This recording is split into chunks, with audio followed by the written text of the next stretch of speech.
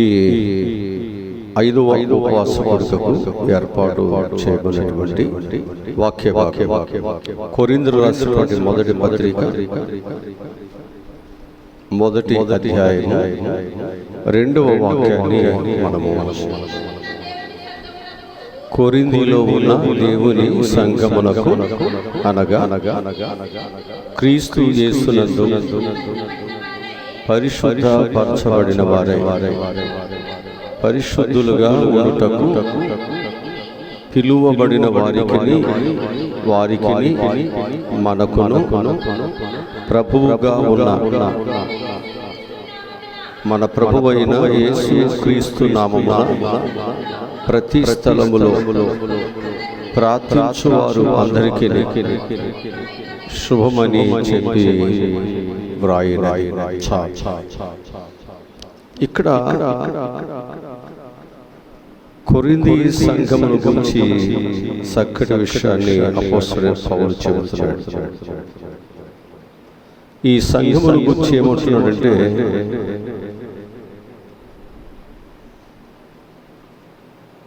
ఈ సంఘమును గురించి ఏమని చెబుతున్నాడు అనేది మనం చూసినట్లయితే, వారంటే పరిశుద్ధులుగా ఉన్నారు అని చెప్పబడుతుంది. వారి పరిశుద్ధులు. ఈరోజు సంఘము అనేటువంటిది ఎలా ఉండాలి అంటే పరిశుద్ధులుగా ఉండాలి. అందుకే దేవుడు తన స్వరక్తము చేత సంపాదించిన సంఘము, ఆయన స్వరక్తము చేత సంపాదించబడినటువంటి సంఘము ఎలా ఉండాలి? పరిశుద్ధముగా ఉండాలి. ఎందుకనంటే, నేను పరిశుద్ధుడును కనుక మీరును ఏమై ఉండాలి? పరిశుద్ధుడై ఉండాలి. కొరింథీ సంఘమును గురించి కొంత పరిచయము మాటలు నేను మీకు చెప్తాను.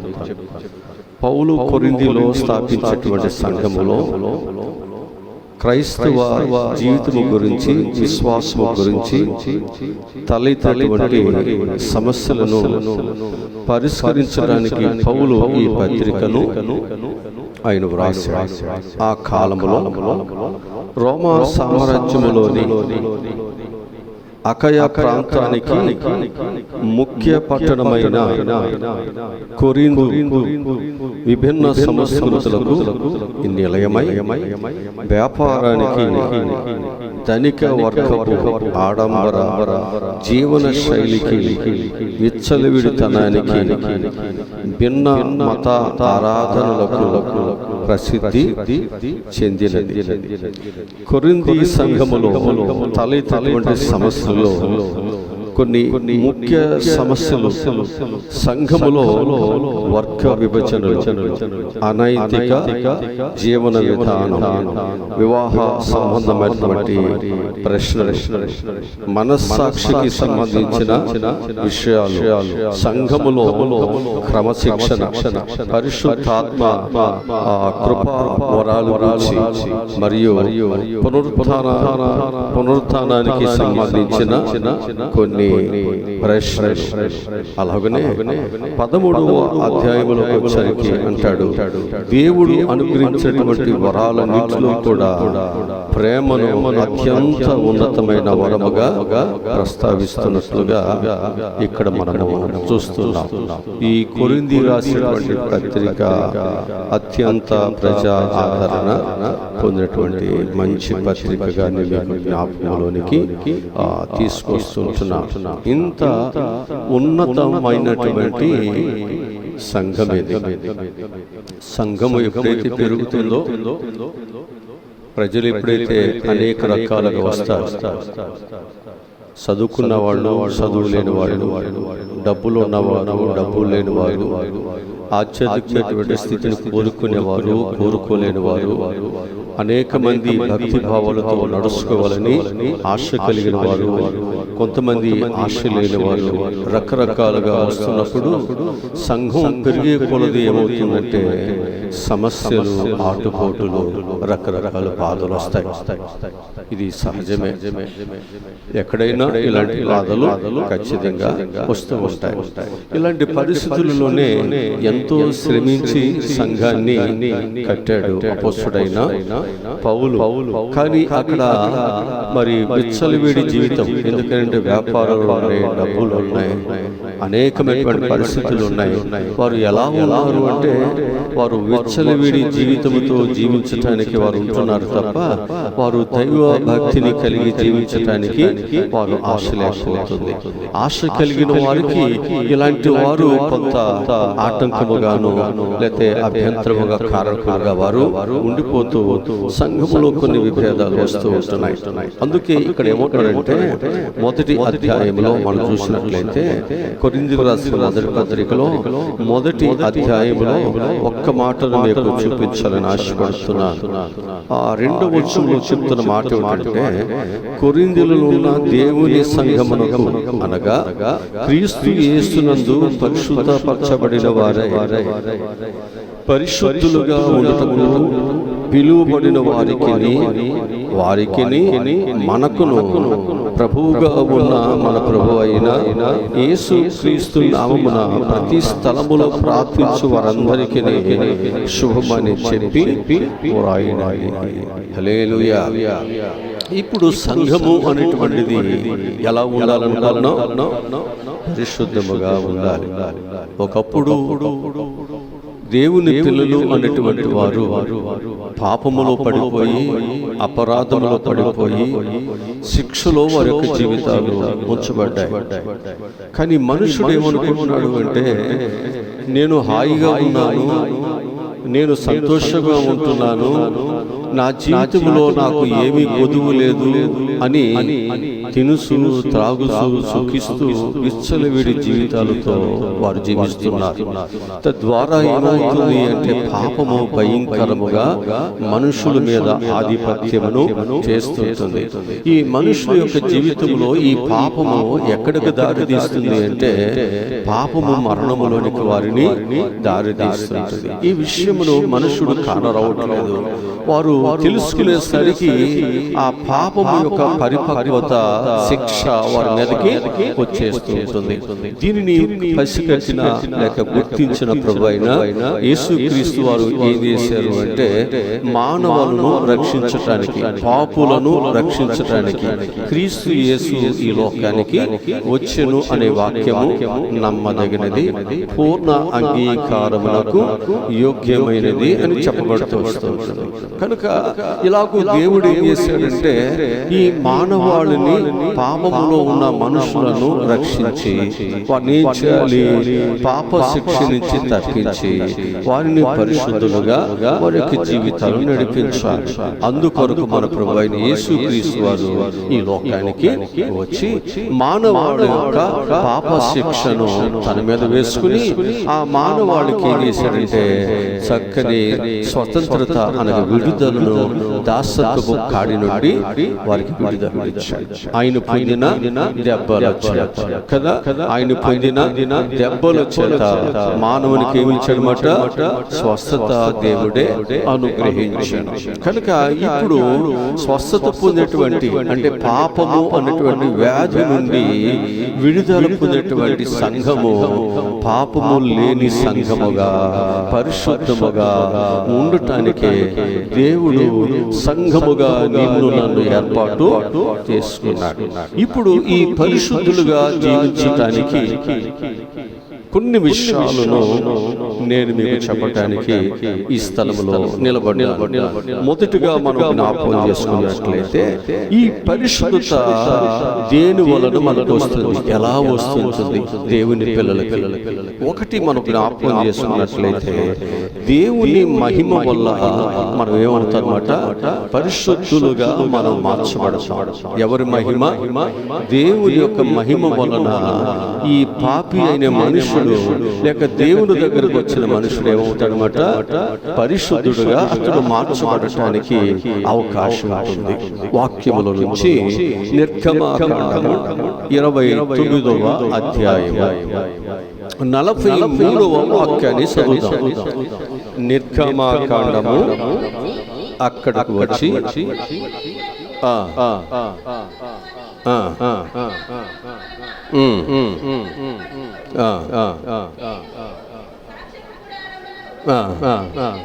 చాలు అక్కడ ఒక మాట ఏమని చెప్పబడుతుంది, అక్కడికి వచ్చి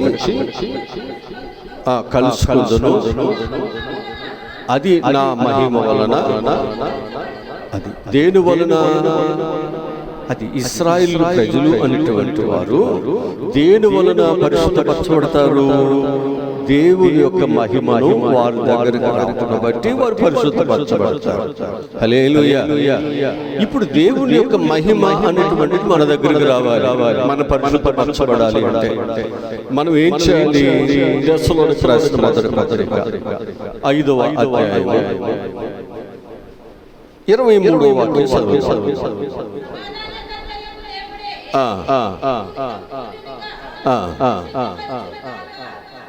దేవుడు ఏం చేస్తాడు మనల్ని? దేవుడు ఏం చేస్తాడు మనల్ని? సంపూర్ణముగా, అది హల్లెలూయా, సమాధానపరిచే దేవుడే మనల్ని ఏం చేస్తాడు? సంపూర్ణముగా మనం పరిశుద్ధపరుస్తాడు. అంటే ఏ పిల్లలైతే దేవుని యొక్క మహిమ చేత పరిశుద్ధపరచబడటానికి దేవుని దగ్గరికి వచ్చారు, ఇప్పుడు వీళ్ళు ఏం చేయాలి? దేవునితో వాళ్ళు ఏం చేయబడాలి? సమాధానం. అంతేనా? ఈ సమాధాన పరచబడటం ఏంటి? నీకును దేవునికి ఉన్నటువంటి ఏదైతే ఉందో పాపం అనేది, వ్యతిరేకత అనేది, దాన్ని ఏం చేయాలి? పాపములను క్షమించే దేవుని ఎదుట ఒప్పుకోవాలి. అతిక్రములను దాచిపెట్టేవాడు వర్తిల్లడు కానీ వాటిని ఒప్పుకుని విడిచిపెట్టేవాడు కనికరించబడతాడు. ఇప్పుడు మనము కనికరించబడితే దేవుడు మనకి ఏమిస్తాడు? సమాధానం. ఈ సమాధానం ద్వారా మనుషులు ఏమవుతాడు? పరిశుద్ధపరచబడటానికి వారికి హల్లెలూయా. కనుక సంఘము అనేటువంటిది దేవుని దగ్గరకు వచ్చిన తరువాత దేవునిలో మనం పరిశుద్ధపరచబడటానికి ఆ పరిశుద్ధతకు ఆటంకముగా ఉన్నటువంటి పాపము ఏదైతే ఉందో దానిని ఒప్పుకోవాలి. క్షమించే దేవుని దగ్గర పాపమును క్షమించుటకు దేవునికి మాత్రమే అధికారం. ఆయన ఒక్కరే తీసివేయగలరు, ఆయన ఒక్కరే మనల్ని బాగు చేయగలరు. కనుక మనందరం కూడా ఈ 40 దినాలు ఉపవాస కూడిక, ఒకవేళ దీనిని రకరకాలు విభేదించవచ్చు, రకరకాలుగా దీని గురించి కామెంట్ చేయవచ్చు. ఏది ఏమైనప్పటికీ నీవు నేను చేస్తున్నటువంటిది భక్తి భావములతో, ప్రార్థనా విశ్వాసముతో దేవుని యొద్ద మనం గడుపుతున్నప్పుడు మన సంబంధము మనుషులతో కాదు, దేవునితోనే. మనం చేస్తున్నటువంటి భక్తి మనుషులను మెప్పించటానికో మనుషుల కొరకు కాదు, దేవుని దగ్గర కృప పొందటానికి, దేవుని దగ్గర మన పాపములను ఒప్పుకొని పరిశుద్ధతలను సంపాదించడానికి, సమాధాన పరచుకోవటానికి దేవుడిచ్చిన అవకాశాన్ని వినియోగించుకుంటాం. ఇది తప్పేమీ కాదు. దీనికి ఒక టైం, దీనికి ఒకటి ఏమీ లేదు. ఎప్పుడైనా చేసుకోవచ్చు. ఆయా పరిస్థితుల్లో ఆయా సంఘాలు చేసుకుంటే ఈ పరిస్థితుల్లో మనం చేసుకున్నాం, తప్పే ఉంది. ఒకరికొకరు మనం ఏమి విభేదించాల్సిన పని లేదు, ఒకరిని ఒకరు తొక్కరు చేసుకోవాల్సిన పని ఏమీ లేదు. ఒక సందర్భంలో ఒక గారుడి వాడు దేవుని పేరుట ఏం చేస్తున్నాడు? అక్కడ కొన్ని కార్యాలు చేస్తున్నాడు. ఈ విషయాలు తెలిసినటువంటి చూసినటువంటి శిష్యులు యేసు ప్రభు దగ్గరికి వచ్చి, అయ్యా వారు నీ పేరిట ఎలాంటి కార్యాలు చేస్తున్నాడు కదా, అతని నామమును ఎరిగిన వాడు కాదు కదా అంటే, ఆయన నా పేరిటే చేస్తున్నాడు కదా, ఏమన్నాడు? చేయనివ్వండి. కక్ష చేతనైన విషము చేతనైన దేవుని యొక్క పరిచర్య జరగవలసి జరుగుతుందిగా. ఎవరిని దేవుడు ఎలా వాడుకోవాలో వాడుకుంటున్నాడు కదా. జడ్జిమెంట్, తీర్పు అనేది మనుషులు కాదు ఇచ్చేది, దేవుడు కదా కదా. ఎవరికి ఇవ్వాలి మనము అవకాశం? అది తీర్పు అనేది దేవునికి ఇవ్వండి. మనకు అవసరం లేదు తీర్పు అనేది. ఎవరికి ఇవ్వాలి? మనము దేవునికి ఇవ్వండి. దేవుడే తగిన కాలంలో ఆ జడ్జిమెంట్ మానవుడికి ఇస్తాడు. కనుక ఆ వ్యక్తి విషయంలోనే దేవుడు ఆ విధంగా మనం దేవుని నమ్ముకున్నాం, బాప్తిసం తీసుకున్నాం కదా, దేవుని విశ్వాసం కలిగి ఉన్నాం, ఇలా చక్కని ప్రార్థన దేవుని పేరిట జరిగిస్తున్నాం. దేవుడు మనల్ని విభేదిస్తాడా? దేవుడు మనల్ని త్రోసివేస్తాడా? కానే కాదు. మనం చేస్తున్నటువంటిది ఆచారంతో కాక, అలవాటుతో కాక, మనం ఏంటంటే ఈ 40 దినాలే కొద్ది మంది ఏం చేస్తారంటే కొన్నిటిని విడిచిపెట్టి ఆ తర్వాత మరల లోకస్తులాగా మారిపోతారు. వారికి ఈ విషయం సరిపోతుంది, కానీ మనకు మాత్రము సరిపోతుంది. ఎవరైతే భక్తి భావాలలో అభివృద్ధి చెందాలి, ప్రభుతో ఇంకా నేను సమీపముగా ఉండాలి, ఇంకా నేను తేజోవాసుడైనటువంటి ఆ స్వాస్యములో నేను కూడా పాలి భాగస్తున్నవాలి అని మనం ఏం చేయాలంటే ఆ గురి యొద్దకు ఓపికతో సహనముతో సహిస్తూ మనం పరిగెత్తుకుని పోయేవారు కాబట్టి వెనుకున్నవన్నీ మర్చిపోవాలి. ముందున్నటువంటి ఆ దేవుని కృపను సంపాదించుకోవడానికి అక్కడికి మనము పరిగెత్తాలి. ఎటువైపు చూసినా మన గురి తప్పుతుంది, మన విశ్వాసం తప్పుతుంది, దేవుడు మనకిచ్చిన బాధ్యతలను మర్చిపోతాం. విలువైన సమయం పోతే మరలా తిరిగి రాదు. ఈ విలువైన సమయం ఎప్పుడైతే మనం దేవుని యొక్క బిడ్డలుగా దీనిని చక్కగా సద్వినియోగం చేసుకున్నామో దేవుని ఆశీర్వాదాలు మన మీదకి ధారాళముగా వస్తాయని చెప్పి ప్రభు పక్షముగా మీకు మనం చేస్తున్నాం. ఇక రెండవదిగా మనం జ్ఞాపకం చేసుకున్నట్లయితే మనము ఎప్పుడు మన జీవితంలోనికి పరిశుద్ధత వస్తుంది, ఏం చేస్తే వస్తుంది అనేది మనం చూసినట్లయితే చారమునకు దూరముగా ఉండటం బట్టి. దేనికంటే జారత్వానికి దూరముగా ఉండటం వల్ల మనకేమొస్తుంది? పరిశుద్ధత అనేది మన మీదకి వస్తూ ఉంటుంది. తెస్సలోనికీ రాసిన మొదటి పత్రికలోనే 4వ అధ్యాయము 3వ వాక్యాన్ని చదువుదాం. మీరు పరిశుద్ధులగుటే అనగా మీరు చారత్వమునకు దూరముగా ఉంటే దేవుని చిత్తము. హల్లెలూయా. ఇప్పుడు మనందరము కూడా ఇక్కడికి వచ్చిన తర్వాత ఆ పరిశుద్ధత అనేటువంటి దేవుని యొక్క సంఘముగా ఉండడానికి దేవుడు మనల్ని ఏర్పాటు చేసుకున్నాడు కాబట్టి ఇప్పుడు దేవుని యొక్క పిల్లలు ఆ పరిశుద్ధతను సంపాదించుకోవడానికి మనం ఏం చేయాలి? మనలో చారత్వము అనే పాపము ఏదైతే ఉందో అది నిన్నేం చేస్తుంది? పరిశుద్ధులుగా ఉండనీయకుండా, దేవుని యొక్క బిడ్డగా ఎదగనీయకుండా, దేవునిలో నీవు బలపడకుండా, దేవుని ద్వారా వచ్చే ఆశీర్వాదాలు మనం సంపాదించుకోనీయకుండా, అది మనల్ని ఏం చేస్తుంది? దేవుని దగ్గరకు వచ్చినప్పటికీ, ప్రార్థనలో పాల్గొని పొందుతున్నప్పటికీ ఈ పాపము అనేటువంటి చారత్వము దేవుడిచ్చే ఆశీర్వాదములు మనము ఆయన కుటుంబంలో పొందుకోకుండా మనల్ని వ్యర్థులుగా భ్రష్టులుగా చేస్తుంది. ఇప్పుడు దేవుడు ఏమంటున్నాడు అంటే, ఎవరైతే దేవునితో సహవాస సంబంధాలు కలిగి ఈ 40 దినాల ఉపవాస కూడికలో నీ జీవితమును పరిశుద్ధపరచుకొని దేవునిలో బలపడాలి, దేవుని దగ్గర నేను ఎక్కువగా నా యొక్క సంబంధాన్ని, నా విశ్వాసతను, నా ప్రార్థనను పెంచుకోవాలి అన్నటువంటి ఆశ ఎవరైతే ఉంటుందో ఇప్పుడు వారు ఏం చేయాలో తెలుసండి.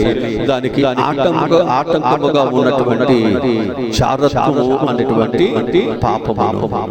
దాన్ని ఏం చేసుకోవాలన్నమాట? ఎందుకనంటే మనం ఎంత భక్తి కలిగి జీవిస్తున్నా మనం ఏం చేస్తున్నాం? ఎక్కడున్నాం? లోకంలో. ఎక్కడున్నాం? లోకంలో. లోకములో ఉన్నప్పుడు ఏమవుతుంది? లోకానంతటిని కళ్ళున్నాయి కాబట్టి చూస్తాం, మంచిని చూస్తాం, చెడును చూస్తాం, భక్తి కలిగిన వాళ్ళు చూస్తాం, భక్తి లేని వాళ్ళు కూడా చూస్తాం. మన కన్నులు ఏం చేస్తాయి? ఆకర్షించబడతాయి. ఈ ఆకర్షణలో మనం ఏమైపోతాం? కొన్ని సార్లు ఎందుకంటే అభిషక్తులైన వారు, నాజీరు చేయబడిన వారు సైతము ఏమైపోయారు? పాపములోనికి, జారత్వంలోనికి, లోకములోనికి, ధనాపేక్షలోనికి, శరీరాశలోనికి, రకరకాలైనటువంటి పరిస్థితుల్లోనికి వెళ్ళిపోయారే. ఇప్పుడు ఎలాంటి విడిచిపెట్టాడు దేవుడు? ఆయన అందుకోసమా నిన్ను ప్రేమించింది కాదు కదా. అందుకు దేవుడు ఏమంటున్నాడంటే, పాపులను దేవుడు ప్రేమింపవచ్చును. ఎవరు ప్రేమించాడు దేవుడు? పాపులను దేవుడు ప్రేమింపవచ్చును. హల్లెలూయా. ఈ రోజు దేవుడు మనల్ని ప్రేమించాడు. అయితే ఈ పాపము అనేటువంటిది మన జీవితాలలో విడిచిపెట్టినప్పటికీ కూడా అది ఏం చేస్తుంది? మరలా మన మీద అది మన మీద ప్రభావం చూపిస్తుంది. ఇప్పుడు ఒక వ్యవసాయం చేసేటువంటి వ్యవసాయదారుడు ఏం చేస్తాడు? భూమిని ముందే పంటకు ముందే దాన్ని ఏం చేస్తాడు? అంత సిద్ధం చేసుకుంటాడు. సిద్ధం చేసిన తర్వాత ఏం చేస్తాడు? ఒక మంచి పంటను నాణ్యత కలిగిన ఎన్నిక చేసుకుని దాన్ని నాటుతాడు. అక్కడ నాటిన తర్వాత కొద్ది కాలానికి ఆ చేలో అన్ని కూడా ఎరువులు గాని దానికి వేసిన బాలము గాలి వేస్తున్నప్పుడు ఏమవుతుందో తెలుసండి? శుద్ధి చేసినప్పుడు కూడా దాని నుంచి మళ్ళా కలుపు అనేది చీడని మరలా వస్తూనే ఉంది. సరే వస్తూ ఉంది కదా అని విడిచిపెడతాడు రైతు. ఏం చేస్తాడు? ఆ మంచిని కాపాడుకోవడానికి ఏ చెడైతే వస్తుందో దాన్ని ఏం చేస్తాడు? ఆ పంట తన చేతికి వచ్చేంత వరకు, తన పంటకు హాని కలిగించే దానిని ఖర్చు అయినప్పుడు కూడా ఏం చేస్తాడు? దానిని తీసేస్తూనే ఉంటాడు. అవునా? అట్లాగే యేసుక్రీస్తు తన కలువరి శిలువలో ఆయన ఏం చేశాడు? మన కొరకు ఆయన ప్రాణం పెట్టి వెలపెట్టి మనకేం చేశాడంటే ఒక పరిశుద్ధ అనేటువంటి ఒక పంటను మనం పండాలని ఆయన మనకి అవకాశాన్ని ఇచ్చాడు. ఇప్పుడు ఇచ్చిన తర్వాత పరిశుద్ధులుగా ఉండటానికి పిలువబడిన మనము ఈ లోకములో అనేకమైన పరిస్థితుల్లో అనేకమైన వాటిలో మనం వెళుతున్నప్పుడు అనేకమైన పరిస్థితులు పడతాయి. ఇప్పుడు దుమ్ములో వెళ్తలేదు, బైక్ల మీద వెళ్తాం, కారుల్లో వెళ్తాం, లేకపోతే బస్సుల్లో వెళ్తాం. మళ్ళీ మన ఇంటికి వచ్చేసరికి మన బట్టలు ఏమవుతున్నాయి? మైసిపోట్లేదా? పడుతున్నాయా? దాన్ని మళ్ళీ మనం ఏం చేస్తాం? మళ్ళీ ఇంటికి వచ్చిన తర్వాత మళ్ళీ మనం స్నానం చేస్తున్నాం, బట్టలు వాష్ చేస్తున్నాం. కావాలని మనం మురుకులు వెళ్ళలేదు. కానీ లోకంలో ఏముంది? ఇదేమవుతుంది? ఆ డస్ట్ ఉన్నటువంటి ప్రాంతంలో ఎవరైతే వారి మీద ఖచ్చితంగా దానిని అలాగే పడుతుంది కదా, లోకం అలా ఉంది కదా అని మనం ఉండం. దాన్ని ఎప్పటికప్పుడు కడుక్కోవాలి, వెళుతుండాలి, కడుక్కుంటూ జాగ్రత్తగా. అదే ఇక్కడ దేవుడు కోరేది. అదే సంఘము అనేటువంటిది పరిశుద్ధులకు ఉండడానికి దేవుడు ఏర్పాటు చేసుకున్నాడు. కనుక ఈ పరిశుద్ధత కలిగినటువంటి వాడు ఎప్పటికప్పుడే తనను తాను ఏం చేసుకోవాలి? పరిశీలన చేసుకోవాలి. నేను ఎలా పాపంలో జారత్వం అనే పాపంలో ఉన్నాను. ఒకవేళ ఉంటే మనం దానిని దాచిపెట్టుకోవద్దు. దాన్ని ఏం చేయాలి? ఒప్పుకొని విడిచిపెట్టండి. దేవుని కృప, దేవుని ఆశీర్వాదము మనందరి మీదకి హల్లెలూయా, హల్లెలూయా. అందుకొరకు దేవుడు మనలను ఈ స్థలములోనికి దేవుడు చేర్చుకున్నాడు. నిర్లక్ష్యం చేయొద్దు.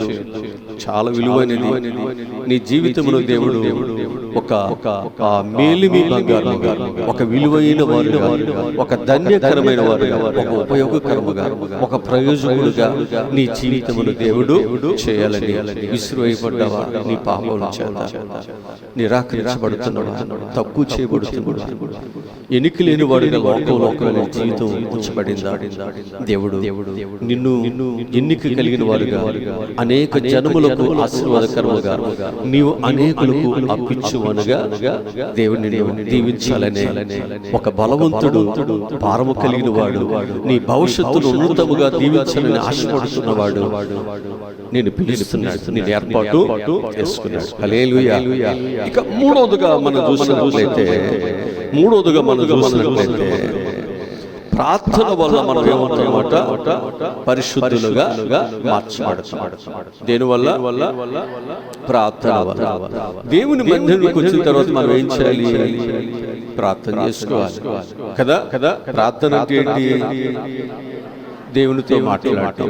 దేవునితో మాట్లాడేటప్పుడు ఎలా మాట్లాడాలి? భయముతోను, వినయముతోను, విధేయతతోను మన పాపములు మనం ఏం చేయాలి? తప్పుకోక ఒప్పుకొని విడిచిపెట్టి క్షమాపణ పొందుకొని దేవుని కృప పొందుకునేవారుగా మన జీవితాలు ఉంచబడాలి. అది ప్రార్థన అంటే. ఇక ప్రార్థన అంటే నాకు అప్పులు ఉన్నాయి, నాకు ఇల్లు లేదు, నాకు జబ్బులు ఉన్నాయి, నాకు పిల్లలు లేరు. ఇక అదే ఒకటే కాదు. ప్రార్థన అంటే ఒక కోణంలోనే కాదు నువ్వు చూడాల్సింది. ప్రార్థన అనేటువంటిది అడగటము అనేటువంటిది రకరకాల కోణాల్లో అడుగుతాం, మాట్లాడతాం కదా. రకరకాల కోణాల్లో మనం వెళ్తాం, ఇచ్చేవారి దగ్గరికి, సహాయం చేసేవారి దగ్గరికి. అట్లాగే ఒకే కోణంలో ఎప్పుడు కూడా మనం దేవుని దగ్గర అడిగేవారు ఇవ్వడానికి వీలు లేదు కదా. ఇప్పుడు మనం పరిశుద్ధులుగా దేని వల్ల అవుతాం? అది ప్రార్థన వలన మనం ఏమవుతామట? పరిశుద్ధులుగా మన యొక్క జీవితాలు మార్చబడతాయి. తిమోతికి రాసిన మొదటి పత్రిక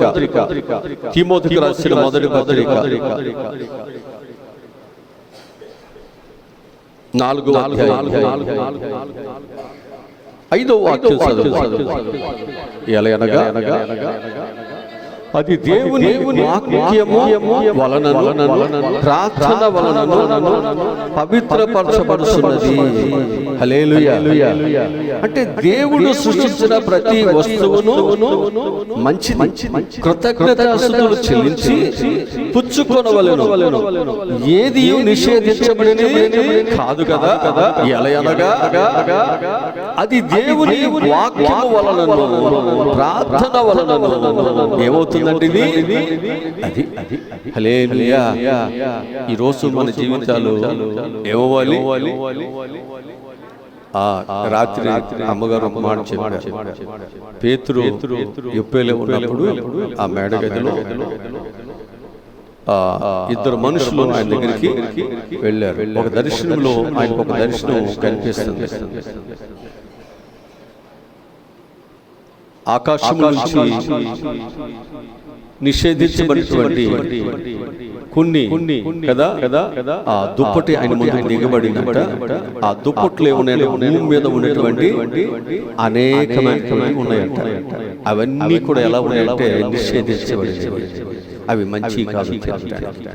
అప్పుడు ప్రభువు చెబుతున్నాడు, ఇది తిను అని అంటే, అయ్యా ఈ నిషేధించబడింది నేను ఎప్పుడు కూడా తినలేదు కదా, నేను తినను నాయనా అంటాడు. ప్రభు అంటాడు,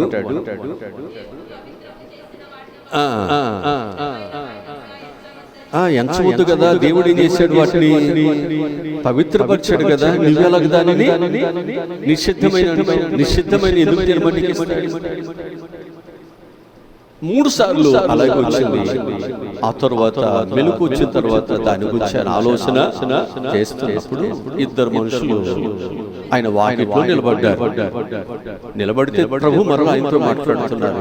అయ్యా, ఇద్దరు మనుషులు వచ్చారు, వారితో నీవు ఏమి ఎదురు చెప్పుకోకుండా వారితో కలిసి వెళ్ళు అన్నాడు. అక్కడికి వెళ్ళిన తరువాత అక్కడ అన్ని జనులు, భక్తి కలిగిన వారు, చాలా పేరు ప్రఖ్యాతులైనటువంటి వారు ఆ ఇంట్లో ఉన్నారు. ఆ ఇంట్లో ఉన్నటువంటి వారందరూ కూడా దేవుని కొరకు వారందరూ ఏం చేస్తున్నారు? ఎదురు చూస్తున్నారు, ఆరాటపడుతున్నారు. హల్లెలూయా. అన్ని జనులు కొన్నేరు ఇంట్లో. అర్థమవుతుందా? ఆ రోజుల్లో అన్యులు నిషేధించబడిన వాడు. ఇప్పుడు దేవుడు ఏమంటున్నాడు? అన్యులని, గ్రీసు దేశస్తులని భేదమేమి లేదే. అందరి కొరకు ఆయన ఏం చేశాడు? మనుషులందరి కొరకు ప్రాణం పెట్టాడు. మనుషులందరూ ఆయన ఏం చేస్తున్నాడు? ప్రేమిస్తున్నాడు. మీరెందుకు వారిని నిషేధిస్తారు? మీరెందుకు వారిని మేము అది చేయి, ఇది చేయి, అది మీరెందుకు? మీరేం చేయాలి? విశ్వాసం కలిగి ఏం చేయాలంట? ప్రార్థన చేయండి. కృతజ్ఞతాస్తుతులు. ఇప్పుడు మనం ప్రార్థన చేస్తే దేవుడు ఇస్తాడని నమ్మకుందగా, ప్రార్థన చేస్తే మన పాపాలు క్షమించబడతాయి నమ్మకుందగా, ప్రార్థన చేస్తే మన పాపములు కెంపు వలె ఎర్రనైనను హిమము కంటే తెల్లగా విశ్వాసం అనుకుంది కదా. అదే విశ్వాసాన్ని మనం ఇక్కడ కూడా కనుపరిచి మనం ఏం చేయాలన్నమాట? ప్రార్థన చేసినప్పుడు దేవుడు మనకు సహాయమును చేస్తాడు. హల్లెలూయా, హల్లెలూయా. కనుక ఇక్కడ మనం జ్ఞాపకం చేసుకున్నట్లయితే ప్రార్థన వలన ఏమవుతుంది? పవిత్రత అనేటువంటిది ప్రార్థన ద్వారానే వస్తుంది. కనుక నువ్వు ప్రార్థన చేయకోకుండా పవిత్రత ఎలా వస్తుంది కదా? మన స్నానం చేయకోకుండా పరిశుద్ధత ఎలా వస్తుంది? నీ అంట్లు నీ వాష్ చేసుకోకుండా, వాటిని శుభ్రం చేసుకోకుండా వాటిలో మధ్య ఎలా పోతుంది? అర్థమవుతుందా? కనుక నీ జీవితంలో ఏ చెడైతే ఉంటుందో, ఏదైతే నిన్ను దేవునికి దూరం చేస్తుందో దానిని తీసివేసుకోవటానికే మనం ఏం చేయాలన్నమాట? ప్రార్థన. దాన్ని తీసివేయగలిగిన వాడు, దాని నుండి నీకు విడుదల కలుగు చేయగలిగిన వాడు, నిన్ను పరిశుద్ధులుగా చేయగలిగిన వాడు ఎవరు? మన ప్రభువు అయిన యేసుక్రీస్తు ఒక్కరే. ఆయన తప్ప ఎవరునూ నిన్ను పరిశుద్ధపరచగలిగే శక్తి ఎవరికి లేదు. దేవుళ్ళు అనేవాడు వారు అనేక మంది ఉన్నప్పుడు కూడా ఈ కృప లేక ఈ శక్తి భాగ్యం అనేటువంటిది మన ప్రభువు అయిన యేసుక్రీస్తులోనే ఉన్నది. అందుకే ఆయన దేవుడు అనేవాడు నేను ఒక్కడనే. వేలుపులలో గొప్పవాడు మన ప్రభువు అయిన యేసుక్రీస్తు ఒక్కరే పూజింపదగిన వాడు. దేవుడు అనేటువంటి పేరు అర్హత కలిగిన వారు ఎవరైనా ఉన్నారు అంటే ఆ పరిశుద్ధత కలిగిన మన ప్రభువు అయిన యేసుక్రీస్తు ఒక్కరే. హల్లెలూయా. అందుకే ఆయనలో ఏ పాపము లేదు. ఆయన దగ్గరకు వచ్చిన వారందరినీ కూడా దేవుడు ఏం చేశాడు? మొదట నీ పాపములు క్షమించబడ్డాయి, స్వస్థత ఇస్తాను, దీవులు ఇస్తాను, నీకు మేలు చేస్తాను, నిన్ను ప్రయోజకుడిగా చేస్తాను. అయితే నేను పరిశుద్ధుని కదా, నా దగ్గరికి వచ్చావు కదా, వచ్చిన నీకేం కావాలి? అది పరిశుద్ధం కావాలి. ముందు నా దగ్గరికి వచ్చే వాళ్ళు ఎలా ఉండాలి? ఇప్పుడు ఒక్కొక్క సంఘానికి వెళితే ఆ సంఘం ఎలా ఉంటుందంటే అందరు తెల్లబట్టలు కట్టుకుంటారు. ఒక సంఘానికి వెళితే వాళ్ళందరూ కూడా ఎలా ఉంటారు? ఆ సంఘానికి, ఆ బోధలకి, వారికి అనుకూలమైనటువంటి పద్ధతిలో వాళ్ళు ఉంటారు. అంతేగాని అన్ని సంఘాల్లో అందరూ ఒకేలాగా ఉంటారు. ఇప్పుడు ఒకే తల్లి పుట్టిన పిల్లలు నలుగురు ఉన్నారు. ఒకడు పొట్టుగా ఉంటాడు, ఒక జుట్టు వేసుకుని ఉంటాడు, ఒకడు బట్టబూర వేసుకుని ఉంటాడు, ఒకడు ఎర్రగా ఉంటాడు, ఒకడు నల్లగా ఉంటాడు, ఒకడేం బాగా తల్లిదండ్రులు మాట్లాడతాడు, ఇంకొకడు తల్లిదండ్రులు తిట్టేవాడుగా. ఒక ఇంట్లోనే వీళ్ళంతా ఒక తల్లి పిల్లలే. అర్థమవుతుందా? సంఘాలన్నీ దేవుని యొక్క నామపేట ఉన్నప్పటికీ ఇలాంటి తత్వాలతో, ఇలాంటి పరిస్థితుల్లో ఉంచబడ్డాయి. సరే, ఏది ఏమైనప్పటికీ కూడా మన యొక్క జీవితాలలో మనం పరిశుద్ధులుగా ఉండాలంటే మనం పరిశుద్ధులుగా చేయగలిగేది ప్రార్థన. హల్లెలూయా. అది మన ప్రార్థన చేయండి. మీ జీవితంలో నీవు పరిశుద్ధులుగా దేవునితో ఉంటే, దేవునితో అంటగట్టబడి ఉంటే, దేవునితో బలపడి ఉంటే దేవుడు నేనేం చేస్తాడు? బహుగా ఫలింపజేస్తాడు. ఆయనతో అంటగట్టబడిన వారు ఏమవుతారు? బహుగా ఫలిస్తారా?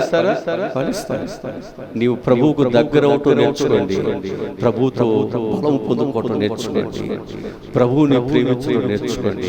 ప్రభువు నిన్ను ఉన్నతమైన వారిగా చేస్తాడు. ఇదే మనం ఇక్కడ నేర్చుకోవాల్సింది. ఇదే దేవుడు నీకు ఇచ్చిన గొప్ప ఆశీర్వాదకరమైనటువంటి సమయం. ఇక నాలుగోదిగా మనం జ్ఞాపకం చేసుకున్నట్లయితే ఈ పరిశుద్ధ అనేటువంటి సంఘానికి దేవుని పిల్లలకి ఎలా వస్తుంది అంటే వాక్యములను కూడా పరిశుద్ధత అనేది వస్తుంది. దేని ద్వారా వస్తుంది? వాక్యము ద్వారా కూడా పరిశుద్ధత వస్తుంది. ఎఫెసీయులకు రాసిన పత్రిక 5వ అధ్యాయము 25, 26, 27 వచనం చదవండి.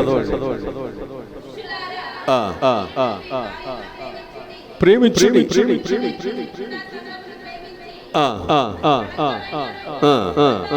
ముడత అట్టిది మరి ఏదైనను లేక పరిశుద్ధమైనదిగా నిర్దోషమైనదిగా మహిమ గల సంఘముగా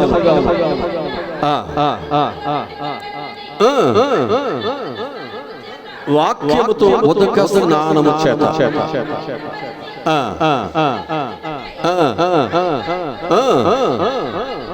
హల్లెలూయా. ఇప్పుడు సంఘము అనేటువంటిది లేక కుటుంబము అనేటువంటిది ఏమవ్వాలి? పరిశుద్ధపరచబడాలి. ఈ పరిశుద్ధపరచబడటానికి దేవుడు దేనిని ఉపయోగిస్తున్నాడు? వాక్యమును ఉపయోగిస్తున్నాడు. ఇప్పుడు మనము శుద్ధి చేసుకున్న నీళ్లు ఉపయోగిస్తాం, సోపులు ఉపయోగిస్తాం. అదే అంట్లకైతే వేరేది, అలాగే బట్టలకైతే వేరేది, మనుషులకైతే ఆ శుద్ధి చేసేదే కదా అంట్లు సోపు పెట్టుకుంటారా? ఏమిటి తల శుద్ధి చేస్తుంది కదా అని చెప్పేసి ఆ షాంపూని మొఖాన్ని పెట్టుకుంటారా? పెట్టుకో. ఎందుకని? దేని కొరకు చిత్తపరిచింది దాని కొరకే ఉపయోగించుకో. దేని వేళ దాని. అందుకే ఇక్కడ దేవుడు ఏమంటాడంటే సంఘము అనేటువంటిది పరిశుద్ధంగా ఉండాలి. ఇది పరిశుద్ధంగా ఉండాలంటే దేవుడు దేని ద్వారా పరిశుద్ధపరుస్తాడంటాడు? దేని చేత? అది హల్లెలూయా. వాక్యం చేత పరిశుద్ధపరుస్తాడు, ప్రార్థన చేత పరిశుద్ధపరుస్తాడు, పాపాలు ఆపపోటును బట్టి పరిశుద్ధపరుస్తాడు. అలాగే దేవుని యొక్క మహిమ మన మీదకి రావటం బట్టి ఏమవుతాం? మనము పరిశుద్ధపరచబడతాం. ఎన్ని రకాలుగా నువ్వు పరిశుద్ధపరచబడటానికి దేవుని మార్గాలు ఆయన బిడ్డలకు దేవుడు ఇస్తున్నాడు. చూడండి. నీ జీవితంలో నువ్వు ఎప్పుడైతే నీ పాపాన్ని విడిచిపెట్టి నీ పాపానికి దూరముగా ఎప్పుడైతే దేవుని యొక్క బిడ్డలుగా ఎప్పుడైతే దేవుని వాక్యాన్ని వింటున్నామో ఆ వాక్యముల చేత ఎప్పుడైతే నువ్వు శుద్ధి చేసుకుంటావో, అందుకే వాక్యం ఏమంటుందంటే వాక్యము శుద్ధి లాంటిది, వాక్యము అర్థము లాంటిది, వాక్యము ఎలాంటిది? అర్థం అంతే కదా. సరి చేసే శుద్ధి సరి చేస్తుంది, ఖడ్గం సరి చేస్తుంది, అర్థం కూడా సరి చేస్తుందా లేదా? సరి చేసేది సరి చేయడానికి దేవుడు ఏమిస్తున్నాడు? మానవునికి వాక్యం ఇస్తున్నాడు. నేను సరి చేయబడాలి, సరిదిద్దుకోవాలి, మంచివాడుగా బ్రతకాలి, దేవుని కృపలో బలా నమ్మకమైన మంచివాడుగా ఉండాలి. ఒకవేళ పాత జీవితంలో నేను హింసకుడుగా, దోషకుడుగా, హానికరుడుగా ఉన్నమాట వాస్తవమే, మనిషిగా ఉన్నాను కాబట్టి ఇవన్నీ ఉన్నమాట వాస్తవమే. కానీ ఇప్పుడు నేను దేవుని బిడ్డగా దేవుడు నాకు ఈ కృప, ఈ భాగ్యం దేవుడు నాకు ఇచ్చిన తర్వాత ఈ కృపకు, ఈ దేవునికి, ఈ భాగ్యములకు నేను పాపం చేసి నేను ఎట్లు భ్రష్టుడనవుతాను? నేను దేవునికి విరోధముగా పాపము నేను ఎలా చేస్తాను? ఇదే క్రైస్తవుడిగా మనకు కావాల్సింది. అప్పుడు ఏం చేస్తాం మనం? ఆ పాపానికి, ఆ పాప వల్ల వచ్చే లాభం ఎంతైనా, ప్రయోజనం ఎంతమైనా, దానివల్ల మనకు వచ్చేటువంటి సుఖభోగాలు ఎన్నైనా ఏం చేస్తాం? క్రీస్తు కొరకు నష్టముగా వ్యక్తితో సమానంగా క్రీస్తును సంపాదించుకోవడానికి. అదే వాక్యం అని చెప్పేది ఏంటంటే ఎవరు సంపాదించుకోవడానికి ఇవన్నీ అసహించుకున్నాం? క్రీస్తును సంపాదించుకోవడానికి, దేవుని పరిశీలన చేయడానికి, దేవుని కొరకు వాడబడటానికి, అనేకులు దేవుని యొక్కకు నడిపించడానికి మనం చేయవలసినటువంటిది ఏంటి అంటే లాభకరమైన వాటిని విడిచిపెట్టాలి. కనుక మన పరిశుద్ధులుగా మనం చేయగలిగేది క్రైస్తవ సమాజాన్ని దేవుని ఏది అంటే దేవుని వాక్యమే, దేవుని వాక్యమే. ఇప్పుడు మనందరం ఏం చేయాలి? దేవుని వాక్యాన్ని వినాలా. ఆ వాక్యం ఏం చేస్తుంది? నిన్ను బ్రతికిస్తుందిగా, ఆ వాక్యం నిన్ను సరి చేస్తుంది కదా. నేను చేసింది తప్పు అనేది నీకు అర్థమవుతుంది కదా. కనుక అయ్యగారు రక్షణ నా మీద చెప్పాడంటే నేను ఎవడు బాగు చేస్తాడు? ఇప్పుడు ఈ దగ్గరికి రాగానే టెస్ట్లు అంటాడు, ఈ దగ్గరికి రాగానే పంట చూపొచ్చుకుని నన్ను పుడుస్తాడు అంటే నీ రోగం ఎడ్డబోద్దండి. నీ రోగం పోవాలంటే బండ సూదైన భరించాలి. అంతేనా? 24 పుట్లైన 34 పుట్లైన ఒళ్ళంతుల్లైనా భరించాలి లేదా? కోసిన నువ్వు మాట్లాడితే గీల్లేదు, ఎదురు చెప్తా గీల్లేదు. కోసిందిగా మళ్ళీ డబ్బులు కట్టమంటాడు.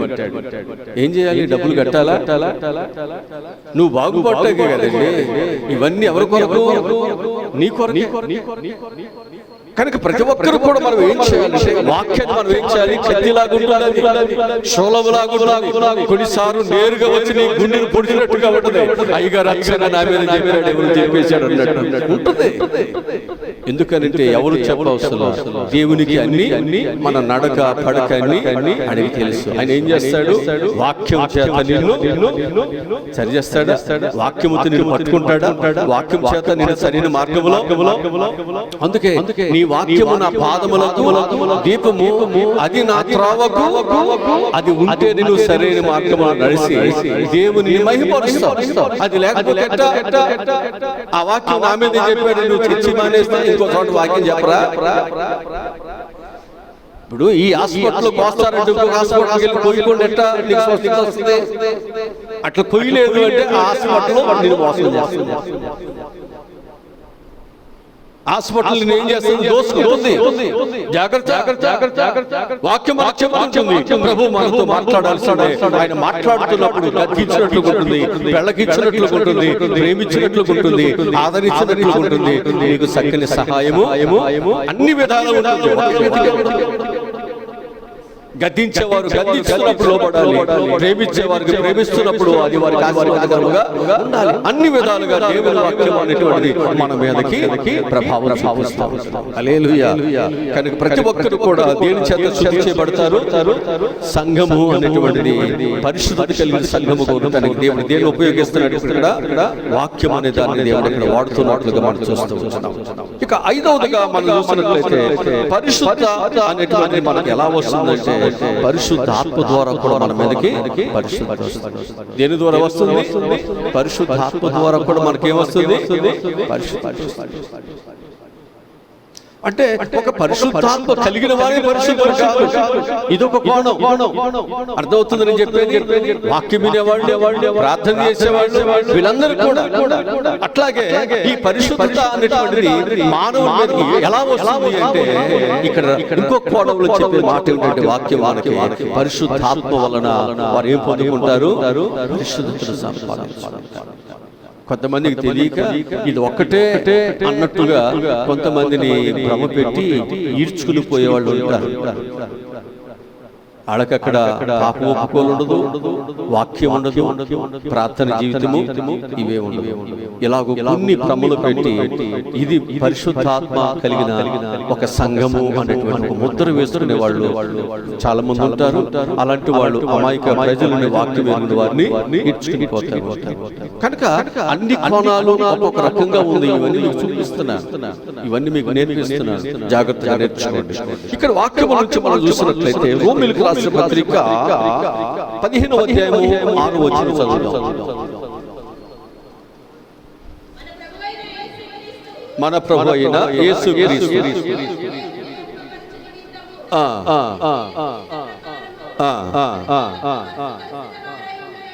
ఒకనితో ఒకడు మనసు కలిసిన వారై ఉండినట్లు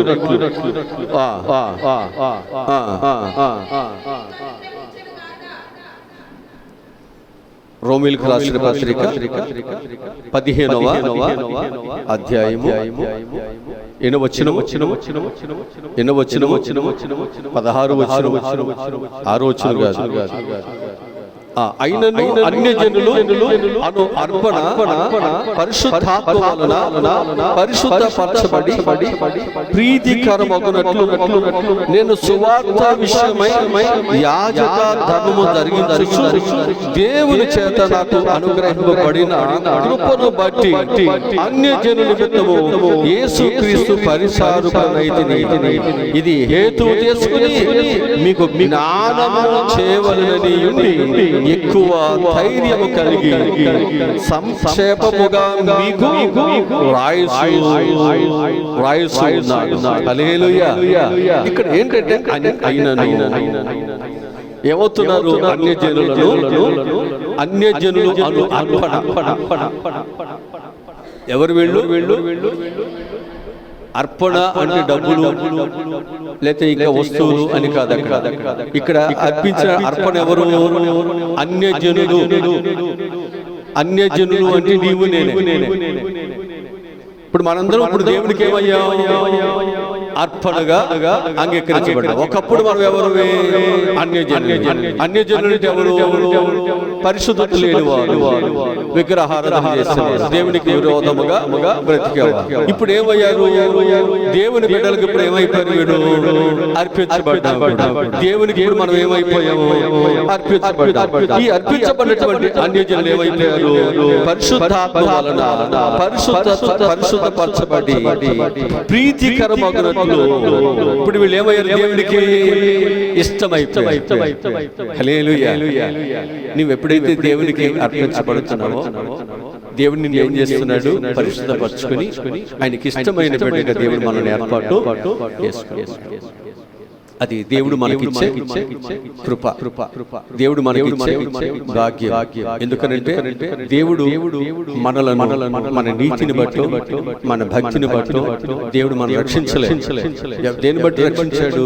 దేవుని ఉచితమైన కృపను బట్టి దేవుడు రక్షించబడిన ప్రతి ఒక్కరూ మేమేదో భక్తి పల్లి వారు నీతి మంతులు అని ఏమి ఇరవైకూడదు. మనందరం కూడా దేవుని కృప. ఎందరో ఉండగా యోగ్యత లేని నాకు దేవుడి భాగ్యాన్ని దేవుడు ఇచ్చాడని ఎప్పటికప్పుడు మనం ఏం చేయాలి? దేవుని హెచ్చిస్తూ దేవుని కనపరుస్తూ మనం తగ్గించుకుంటాం. ఈ గాడిదకు దేవుడి భాగ్యం ఇచ్చాడు. యోగ్యత లేని నాకు ఈ కృప దేవుడు నాకు ఇచ్చాడని చెప్పి మనం ఏం చేయాలో తెలుసండి. ఎప్పుడు నువ్వు కృతజ్ఞత కలిగి దేవుని మహిమపరిచే, ఆయన మోసే, ఆయన ప్రకటించే, ఆయన కొరకు ఎన్ని శ్రమలైనా భరించడానికి ఇష్టమైన గాడిదగా, ఇష్టమైన గొర్రెగా, ఇష్టమైన ఆయన బిడ్డగా మనము ఉండాలి. హల్లెలూయా, హల్లెలూయా. కనుక ఈ అన్యజనులకు దేవుడు ఏం చేయడమట? ఆయనకు అర్పించుకోవడం బట్టి అర్పణగా ఉన్నటువంటి తన బిడ్డలు ఏం చేశాడు? పరిశుద్ధపరచుకుని ఆయనకి ప్రీతికరమైన బిడ్డలుగా ఆయన చేసుకున్నాడు. హల్లెలూయా. కనుక దేవుని యొక్క పిల్లలు పరిశుద్ధులుగా ఉండటానికి దేవుడు దేని చేత పరిశుద్ధపరిచాడు? ఆయన ఒక అర్పణ చేత, ఆయన ఒక పరిశుద్ధాత్మ వలన మనలను పరిశుద్ధపరుస్తున్నట్టుగా వాక్యం మనకు తెలియజేస్తుంది. దెస్సలోనికయులకు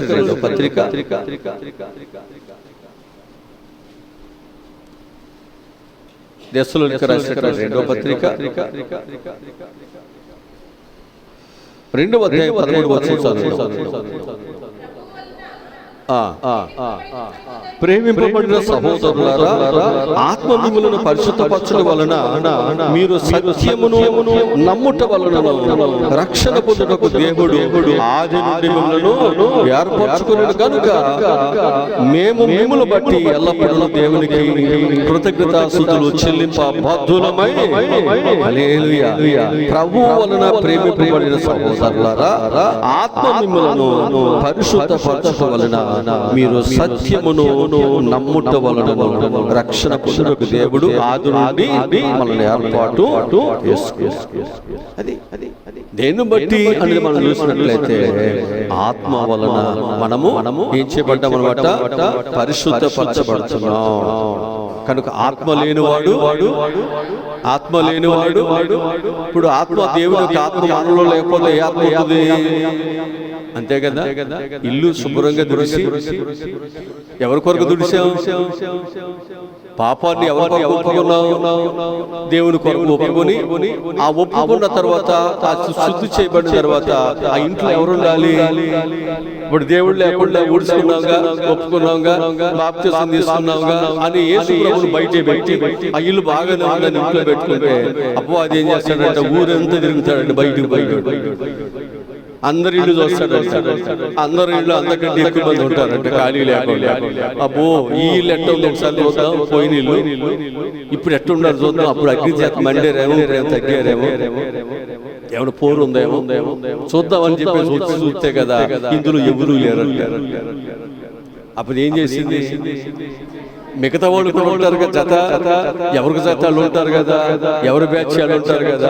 ఇల్లు వచ్చి చూసిందంట, మీరు కూడా నాకు తిరుగుతున్నారు ఇటు రండి, మా ఇల్లు ఉంటుంది, నేను చూసి వచ్చాను, మా ఇంట్లో చాలా ఖాళీగా ఉంది, శుభ్రంగా ఉంది అని అంట.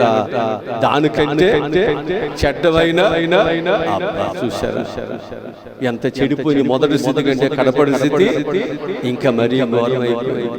చాలా మంది ప్రార్థన రాకముందే బాగుంటారు, ప్రార్థనకు వచ్చిన తర్వాత ఇలా జ్ఞానం పెరుగుద్ది, తెలివి పెరుగుద్ది, పరిశుద్ధత పెరుగుద్ది, పరిశుద్ధ వస్త్రధారణ క్లాసు ఇవన్నీ పెరుగుద్ది. పెరిగిన తర్వాత ఇక లెక్క చేయరు.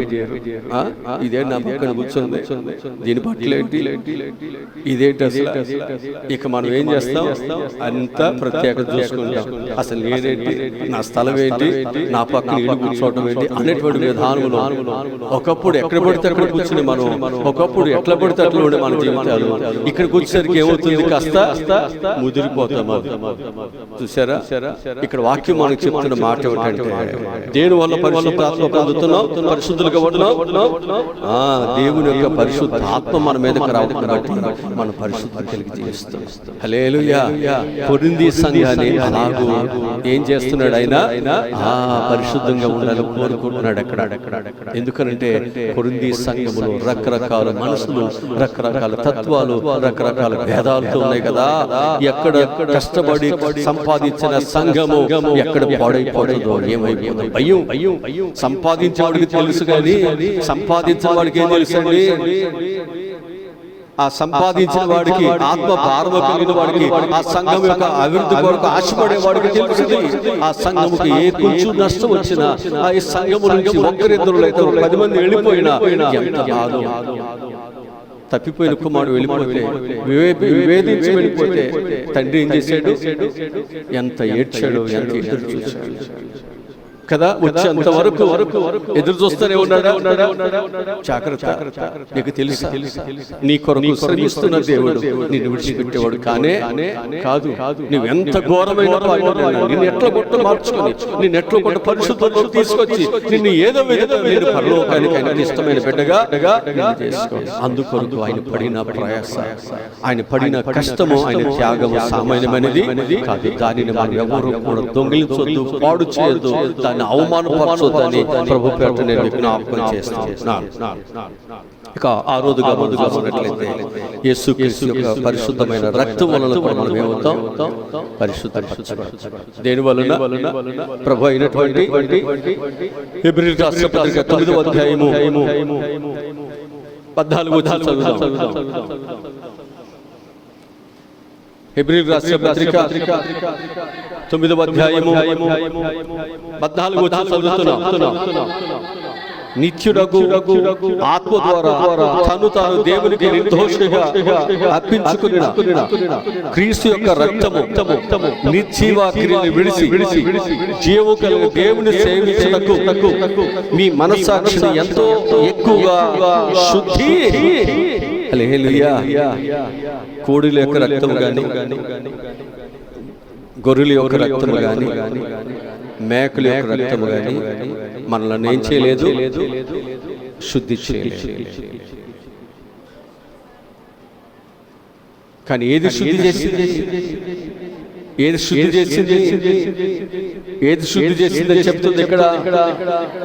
యేసుక్రీస్తు యొక్క రక్తము, దేవుని యొక్క రక్తము నిర్జీవ క్రియలతో జీవిస్తున్నటువంటి మన బ్రతుకులను జీవము కలిగినటువంటి దేవుని సేవించడానికి మన మనసాక్షిని ఎంతో ఎక్కువగా శుద్ధి చేసింది. హల్లెలూయా.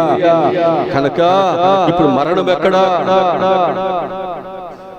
మరణము ముళ్ళు ఎక్కడ?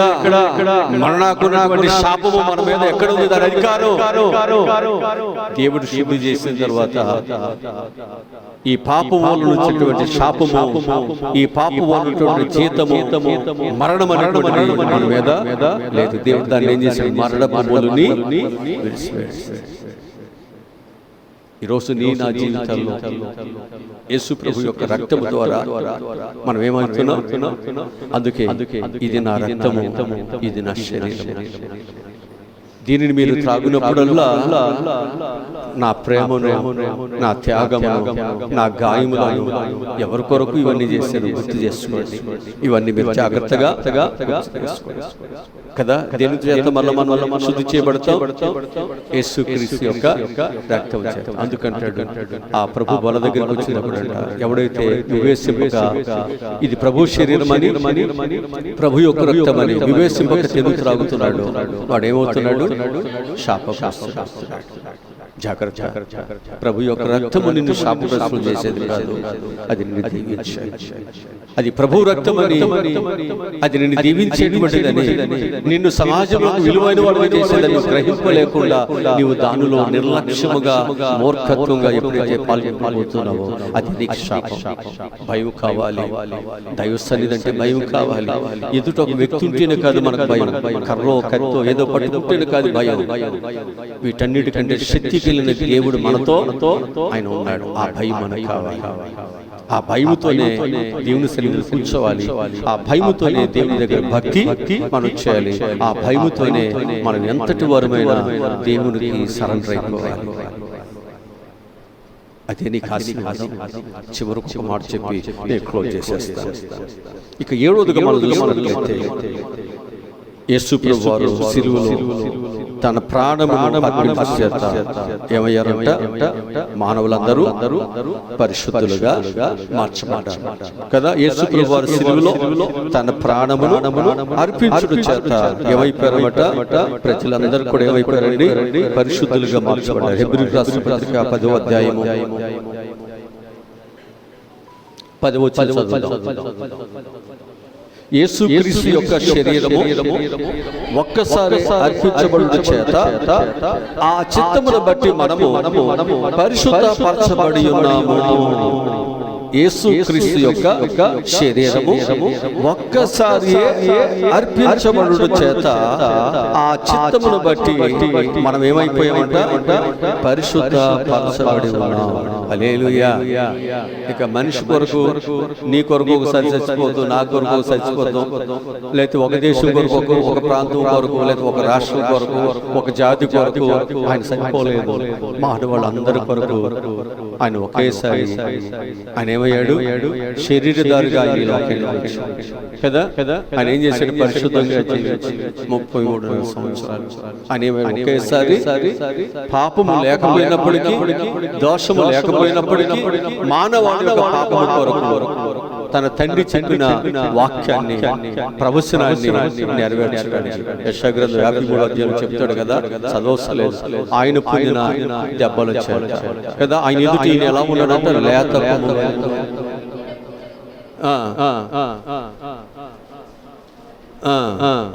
ఆయన ఎదుటైనా చక్కగా ఆయన పెరుగుతున్నాడు, చక్కగా పెరుగుతున్నాడు.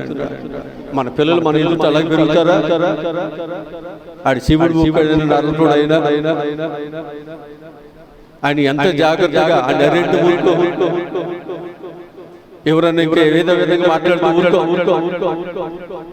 కనుక కాకి పిల్ల కాకే, కోయిల పిల్ల ఎవరి పిల్లలు వాళ్ళకే ముందు కదా. అట్లాగే ఇక్కడ దేవుడు ఏమంటున్నాడు?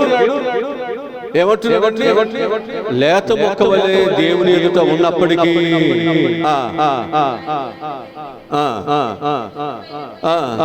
అలాంటి వాడు ఎలా ఉన్నాడు? స్వరూపమైనను సొగసైనను లేదు. మనం ఆయనని అపేక్షించినట్లుగా లేదు. ఎవరి కొరకు ఈ రూపాన్ని పోగొట్టుకున్నాడు? ఎవరి కొరకు ఆయన ఇవన్నీ త్యాగం చేశాడు? ఒక తల్లి బిడ్డ అనుకున్న విధంగా మంటలో చిక్కబడితే ఆ తల్లి ఆ బిడ్డను రక్షించుకోవటానికి ఆ మంటల్లోకి వెళ్ళింది. ఎవరు వెళ్ళాల? అందరూ చూసి కేకలేస్తున్నారు తప్ప ఆ తల్లి ఆ బిడ్డను రక్షించుకోవడానికి వెళ్ళినప్పుడు ఆ మంటల్లో చిక్కబడి ఏం చేసిందంటే తన శరీరం ఒకంతా కాలి ఆ బిడ్డను మాత్రం చిన్న మచ్చ కూడా పడకుండా బయటికి తీసుకుంది. తరువాత ఆ బిడ్డ తల్లిని చూసి పెద్దవాడైన తర్వాత మీ తల్లి ఎలా ఉందా అని అనుకునేటప్పుడు కొంతమంది తల్లిదండ్రులు తల్లిదండ్రులు పిల్లలు కాలేజీలకి అందరూ చక్కగా ప్యాంట్లు వేసుకుని నీట్గా వచ్చేటప్పుడు వాళ్ళ తల్లిదండ్రులు కానీ ఒక ఎదురుగా వచ్చారంటే వీళ్ళకి అనిపిస్తుంది, మా తండ్రి ఏంటంటే వస్తున్నాడు, మా తండ్రి కూడా బైక్ మీద వస్తే, కారులో వస్తే, మంచి బట్టలు వేసుకుని వస్తే బాగుంటుంది, సహజంగా అనిపిస్తుంది. ఒకవేళ అలాగే ఆ బిడ్డ కూడా అనిపించినప్పుడు అప్పుడు ఆ తల్లి చెప్పుకోలేదు, కానీ ఆ చూసిన వాళ్ళు, ఆవిడ గురించి చూసిన వాళ్ళు చెప్తున్నారు, ఒకప్పుడు ఆ తల్లి ఎంత అందంగా ఉండేది, మా ఊర్లో ఈ ఊరు వచ్చేటప్పుడు ఆమె వేసుకొచ్చిన నగలు కానీ, ఆమెకు జుట్టు బారు కానీ ఒరిజినలే, సౌరవ్ గాని అప్పు తెచ్చుకునేది కాదు, ఎంత అందంగా ఉండేదో, ఎంత బాగుండేదో. అలాంటి నువ్వు ఒకరోజు మంటల్లో చెక్కబడితే ఊరందరూ చూస్తున్నారు, ఎవ్వరు కూడా ముందుకి ఆయన ఆమె ఒక్కతే వెళ్ళి నిన్ను రక్షించింది. ఆ రక్షించే సమయంలో ఆమె యొక్క అందసందాలు, ఆ మోకం అంతా కాలిపోయింది, నీ కొరకేనయ్యా నిన్ను రక్షించడానికి. అట్లాగే మన ప్రభువు కూడా ఎవ్వరు మనల్ని కాపాడలేదు, ఎవరు తన ప్రాణాన్ని పెట్టలేదు. మన ప్రభు అయిన యేసుక్రీస్తు వారు తన ప్రాణాన్ని మనకు పెట్టబద్ధుడై ఉన్నాడంట, పెట్టడానికి ఇష్టపడ్డాడు. అంత సొగసు కలిగి, స్వరూపము కలిగి, లేత కొమ్మలాగా మంచిగా ఉన్నటువంటి ఆ బిడ్డ ఎలా అయిపోయాడంట, స్వరూపమైన సొగసైన లేనివాడుగా, చూడ నొల్లనివాడుగా, వ్యాధిగ్రస్తుడుగా, వ్యాధిని అనుభవించిన వాడుగా వాడు. ఎవరి కొరకు ఇదంతా? నీ కోసమే ఈ ప్రాణ త్యాగము, నా కోసమే ఈ, నీ కోసమే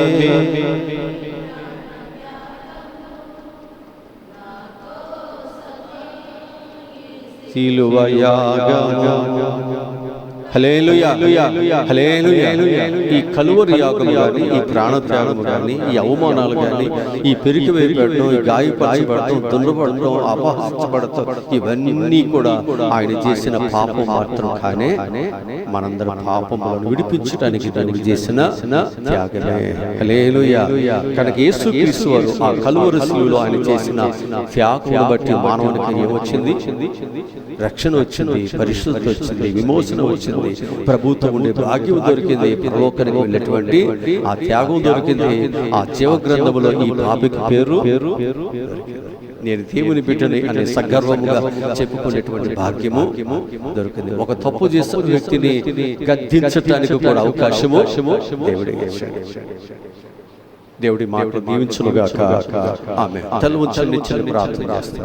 మా ప్రభువా, ఈ రోజు చెప్పుకున్నటువంటి ఈ శ్రేష్టమైన మాటలు బట్టి విన్న ప్రతి ఒక్క బిడ్డ ప్రభువా, దైవ అనుగ్రహ ఐశ్వర్యం ఎట్టి పరిస్థితులు కూడా విడిచిపెట్టుకోకుండా దేవుడు ఏ రీతిగా వాళ్ళని దర్శిస్తున్నాడు, ఏ రీతిగా ప్రభు వారితో మాట్లాడుతున్నాడు, ఆ రీతిగా ప్రభు దేవుని యొక్క ఉద్దేశాలను నెరవేర్చే పిల్లలుగా తమను తామునైనా తగ్గించుకుంటారు. ఒకవేళనైనా అనేక మంది ప్రార్థన వల్ల పరిశుద్ధపరచబడుతూ, వాక్యం ద్వారా పరిశుద్ధపరచబడవచ్చు, పరిశుద్ధ ఆత్మ వల్ల పరిశుద్ధపరచబడవచ్చు, రక్తం వలన పరిశుద్ధపరచబడుతూ, యేసు ప్రేమను స్మరించడం వల్ల పరిశుద్ధపరచబడవచ్చు, దేవుని యొక్క మహిమను చూడడం వల్ల పరిశుద్ధపరచబడవచ్చు.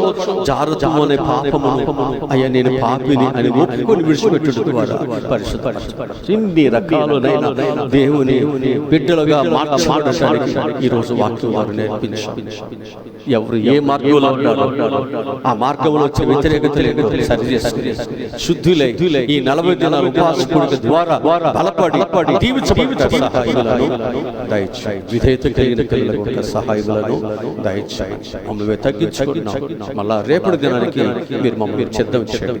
ఈ రోజునైనా మరి పలహారములు సిద్ధపరచుకొచ్చిన బిడ్డలను, వారి కుటుంబాలను చక్కగా దీవిస్తూ వారికి 100 రెట్లు దీవెనాశీర్వాదాలు ఇమ్మని యేసు నామములో ప్రార్థన పొందుకుని ఉన్నాము తండ్రి. ఆమేన్.